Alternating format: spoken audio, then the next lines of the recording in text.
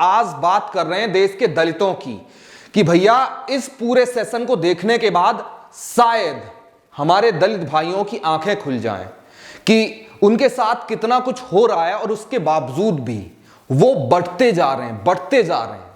तो यहां पर ये जो पूरा सेशन है वो इसके ऊपर है कि बहुजन समाज क्या करे, एसटी एससी जो हमारा समाज है वो क्या करे, क्योंकि उनके पास सिर्फ 3 रास्ते हैं। अगर आप दलित समाज से आते हैं तो आपके पास सिर्फ 3 रास्ते हैं, जिसके अंदर पहला रास्ता यह है कि आप बंट जाएं और दूसरों की सरकार बनवाएं।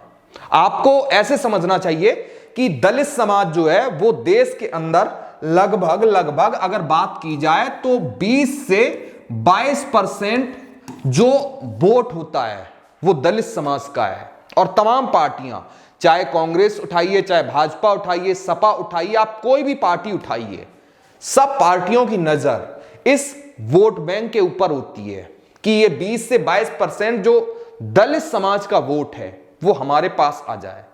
तो इसी की वजह से पहला आपका ऑप्शन ये है कि आप बंट जाएं और दूसरों की सरकार बनवाएं। आप कुछ लोग भाजपा के साथ जाएं, कुछ लोग सपा के साथ जाएं, कुछ लोग कांग्रेस पार्टी के साथ जाएं। ऐसे करके आप छोटे छोटे दलों के अंदर बंट जाएं और आपकी जो राजनीतिक ताकत है वो खत्म हो जाए। और इसके बाद जब या तो भाजपा की सरकार बन जाए या सपा की बन जाए या कांग्रेस की बन जाए, तो आपके साथ जो होता आया है सालों से वो वैसे ही होता रहेगा। ये पहला ऑप्शन है। क्या आप इसके लिए तैयार हैं कि आप बंट जाएं और दूसरों की सरकार बनवाएं?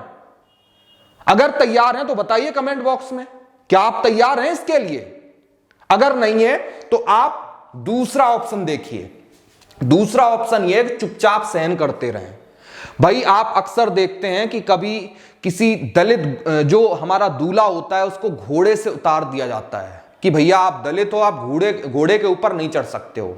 कभी किसी दलित को लंबी मूंछ रखने की वजह से उसको प्रताड़ित किया जाता है। कभी किसी दलित को जाति सूचक गालियां दी जाती हैं। तो जैसा अभी चल रहा है वैसा चुपचाप सहन करते रहें।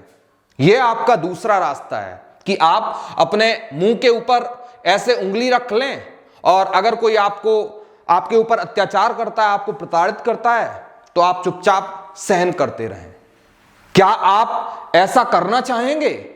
क्या आप ये जो आपके ऊपर कहीं पर भी अत्याचार होता है कि आपके बच्चे को अगर वो स्कूल के अंदर जाता है और उसको दलित होने की वजह से मटके से अलग पानी पीना पड़ता है कि भाई तुम दलित हो तो तुम अलग पानी पियोगे, क्या ये आपको स्वीकार है? अगर स्वीकार है तो फिर भाई आप लोग समझिए, और अगर स्वीकार नहीं है तो फिर आप तीसरा ऑप्शन देखिए।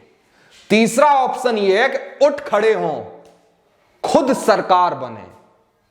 अब आपके पास ये जो तीसरा ऑप्शन है इसमें से बहुत सारे लोग मतलब ये सोच में पड़ जाएंगे कि हम भाजपा के साथ जाते हैं, हम सपा के साथ जाते हैं, हम कांग्रेस के साथ जाते हैं, हम फलाने के साथ जाते हैं, ढिकाने के साथ जाते हैं। आप किसी भी पार्टी को वोट करिए, हम ये नहीं कहते हैं कि आप फलानी पार्टी को वोट करिए, लेकिन आप एक एसटी और एससी वर्ग के तौर पर, एक बहुजन समाज के तौर पर एकजुट हो जाइए।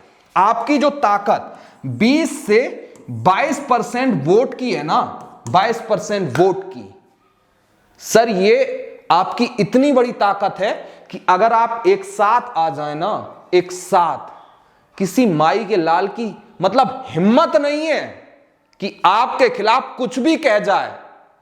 और ये 20 से 22% वोट आपको खुद सरकार बना सकता है, आपको खुद मुख्यमंत्री और प्रधानमंत्री बना सकता है। तो अब आप बताइए कि आप उठकर खड़े होंगे, खुद सरकार बनेंगे, या फिर आप चुपचाप सहन करते रहेंगे, या फिर बंट जाएंगे और दूसरों की सरकार बनवाएंगे। यह आपके ऊपर फैसला है।